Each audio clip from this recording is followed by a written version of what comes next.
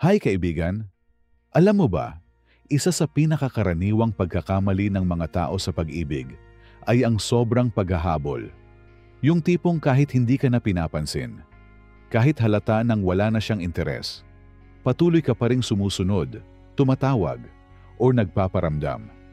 Pero ang masakit, sa halip na lumapit siya sa'yo, lalo siyang lumalayo. Kaya ang tanong, bakit hindi mo kailangang maghabol sa pag-ibig? Ayon kay Marcus Aurelius, kung may halaga ka, hindi mo kailangang ipagsigawan ito. Ang tamang tao ay makakakita nito ng kusa.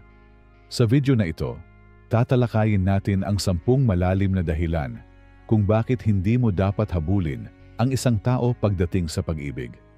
Dahil kaibigan, minsan ang pagbitaw at pananatiling kalmado ang siyang magdadala ng tunay na pagmamahal sa iyo.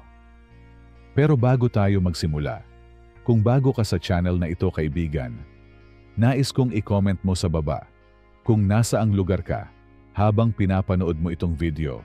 At syempre, huwag kalimutang mag-subscribe at i-click ang notification bell para hindi ka mahuli sa mga makabuluhan at malalim na content tulad nito. Kaibigan, pag-usapan natin ang isang napakalalim at madalas nakakaligtaang aral pagdating sa pag-ibig. Bakit hindi ka dapat maghabol? Marami sa atin ang nadadala ng bugso ng damdamin. Kapag gusto natin ang isang tao, gagawin natin ang lahat.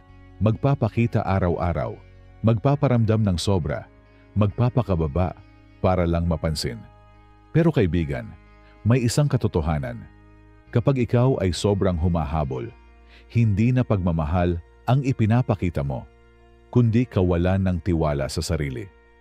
Tandaan mo, ang totoong halaga mo bilang isang lalaki ay hindi nakikita sa kung gaano ka kabilis tumakbo papunta sa isang babae, kundi sa kung gaano ka katatag na tumayo kahit hindi siya lumalapit. Ang babaeng tunay na karapat-dapat para sa iyo ay hindi ipaparamdam na kailangan mong habulin siya para lang makuha ang kanyang atensyon.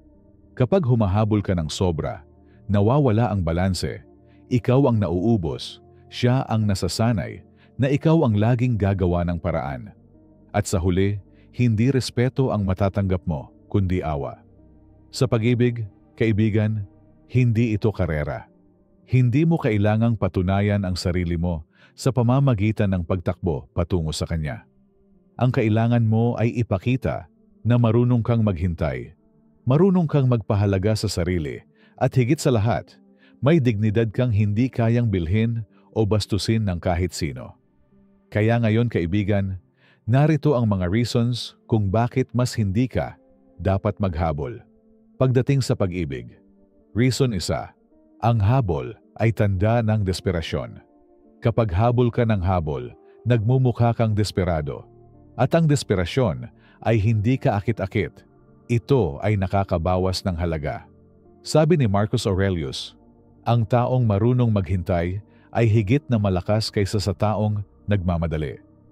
Reason 2, binababa nito ang halaga mo. Kung ikaw mismo ay nagmamakaawa ng atensyon, pinapakita mong hindi ka naniniwala sa sarili mong halaga. At kung hindi mo pinapahalagahan ang sarili mo, bakit mo aasahan na pahalagahan ka ng iba? Reason 3, ang tunay na attraction ay natural, hindi pinipilit. Hindi mo kailangang pilitin ang isang tao na mahalin ka. Kapag pinilit mo, nagiging pakitang tao lang ang nararamdaman niya. Ang totoong damdamin ay kusang dumadaloy. Ayon kay Marcus Aurelius, ang mga bagay na itinakda sa iyo ay darating sa oras na nararapat. Reason 4, ang sobrang habol ay senyales ng kawalan ng disiplina sa sarili. Kung wala kang kontrol sa emosyon mo, magiging alipin ka ng damdamin. Kaya sa halip na ikaw ang may hawak ng sitwasyon, ikaw ang kinokontrol ng emosyon. Sabi ni Marcus Aurelius, ang tunay na kalayaan ay ang maging hari ng sarili mong damdamin. Reason 5, mas lalo siyang lumalayo kapag hinahabol mo siya. Tandaan, the more you chase, the more they run. Ang tao ay natural na lumalayo kapag nararamdaman nilang pinipilit sila. Kapag hinayaan mong lumapit siya ng kusa, mas nagiging totoo ang koneksyon. Reason 6. Nawawala ang respeto sa'yo. Walang tao ang magre-respetong seryoso sa isang taong handang ibaba ang sarili para lang mapansin. Respeto ang pundasyon ng pag-ibig, at kapag nawala iyon, wala na ring saysay ang relasyon. Reason 7. Pinapakita nitong hindi ka buo bilang tao. Kung sa palagay mo, ang kulang sa buhay mo ay mapupunan lang ng isang tao, nagkakamali ka. Hindi mo dapat gawing pangkulang ang iba sa pagkatao mo. Ayon kay Marcus Aurelius, hanapin mo muna ang kapayapaan sa iyong kalooban at doon mo makikita ang lahat ng hinahanap mo sa labas. Reason 8. Ang sobrang habol ay pumapatay ng misteryo. Ang isa sa pinaka-nakakaakit ay misteryo. Pero kung palagi kang available, palagi kang nandyan, nawawala ang thrill. Hindi na nila mararamdaman ang excitement na makita ka, kasi alam nilang anytime nandyan ka. Reason 9. Nagiging imbalance ang relasyon.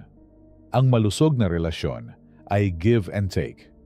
Pero kung ikaw lang ang nagbibigay, oras, effort, emosyon, at wala kang natatanggap, unti-unti kang mauubos. Tandaan, relasyon ay partnership, hindi servitude. Reason 10. Mas nagiging attractive ka kapag hindi naghahabol. Ito ang pinaka-importanting dahilan. Ang taong hindi naghahabol, hindi dahil wala siyang pakialam, kundi dahil marunong siyang magpigil, ay mas nagiging misteryoso, mas intriguing, mas kaakit-akit. Sabi ni Marcus Aurelius, kung totoo ang halaga mo, hindi mo kailangang ipilit. Darating ang mga taong makakakita nito. Kaya kaibigan, ito ang tandaan mo. Huwag kang maghabol. Huwag mong ibaba ang sarili mo para sa taong hindi kayang makita ang tunay mong halaga. Imbes na ubusin mo ang oras at lakas mo sa kakahabol, gamitin mo ito para palakasin ang iyong sarili. Habulin mo ang iyong mga pangarap, ang iyong mga adhikain, ang iyong kalakasan, at ang pag-unlad ng iyong buhay. Dahil kapag ikaw ay abala sa pagbuo ng sarili mo, hindi mo na kailangang maghabol. Dahil ang tamang tao, siya mismo ang lalapit at gugustuhin kang makasama. Ayon kay Marcus Aurelius, dignity does not consist in possessing honors, but in deserving them. Kaibigan, ang tunay na karangalan at pag-ibig ay hindi nakukuha sa pagpipilit o panghihingi. Nakukuha ito kapag ikaw ay karapat-dapat. Kapag nakikita nila na hindi mo ibinenta ang dignidad mo kapalit ng pansamantalang atensyon. At tandaan mo rin, ang babaeng tunay na nagmamahal sa iyo ay hindi mo kailangang habulin. Dahil ang pagmamahal na totoo, kusa itong lalapit, kusa itong lalago, at kusa itong mamumunga. Kaya ang payo ko, maging matatag, maging mapayapa, at huwag mong sayangin ang sarili mo sa mga taong hindi marunong makita ang iyong tunay na halaga. Dahil ang tamang tao, kahit anong mangyari, ay pipiliin ka. Kahit hindi ka lumapit, kahit hindi ka maghabol. Kaibigan, ang habol ay hindi sukatan ng pagmamahal. Minsan, ito ay tanda ng takot. Takot na maiwan, takot na hindi mahalin, takot na hindi mapansin. Pero tandaan mo, ang tao na talagang para sa'yo, hinding-hindi mangangailangan ng habol. Siya mismo ang lalapit, mamahalin ka, at rerespetuhin ka ng kusa. Ayon kay Marcus Aurelius, ang kaligayahan ng iyong buhay ay nakasalalay sa kalidad ng iyong iniisip. Kung iniisip mo na kailangan mong manghabol para mahalin, lagi kang magiging talunan. Pero kung mananatili kang matatag, buo, at may dignidad, ikaw ang siyang mahahanap, hindi ang naghahanap. Kaya kaibigan, kung ayaw mo nang masaktan, kung gusto mong mahanap ang tamang tao, huwag kang manghabol. Dahil ang tunay na pag-ibig, hindi kailanman pinipilit. Ngayon, may tanong ako sa iyo. Ikaw ba, nahuli mo na ba ang sarili mong naghahabol sa maling tao? At ano ang natutunan mo mula doon? Ibahagi mo ang sagot mo sa comment section para makatulong din sa iba. At kung nakatulong sa iyo ang video na ito, huwag kalimutang mag-like, mag-subscribe, at i-share ito sa mga kaibigan mong nangangailangan ng ganitong paalala.